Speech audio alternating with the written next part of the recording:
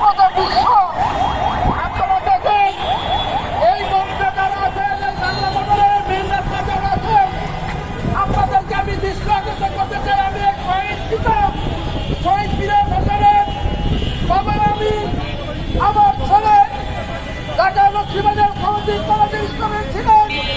আমার সন্তানরা কোনো রাজনীতি ছিল না, আমরা সাধারণ জনগণ ছিলাম। আপনারা দেখেন সেদিনে আমরা সাধারণ জনতা বিরহ মানুষ রাস্তায় কোথা থেকে তারা রাজপথে ছিল। কোনো রাস্তা, কোনো রাজনীতিবিদ, কোনো জনতা, ব্যবসায়ী, শিল্পপতি, রাজনীতিবিদের কোনো সন্তানরা শহীদ হয় নাই। আমাদের সন্তানের পেয়েছিল কোনো নতুন সন্তানরা স্বাধীন মুক্ত বাতাসে জনকণ্ঠের একটা দেশের পতাকা নিয়ে সেদিন রাজপথে ছিল।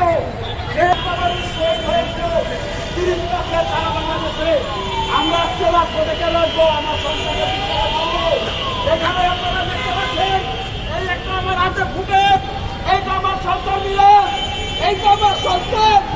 এই হানি ফেলে নিচে আসলে একটা মেসেজ দিয়ে তারপরে আমি ঘুরতেছি যাচ্ছি আর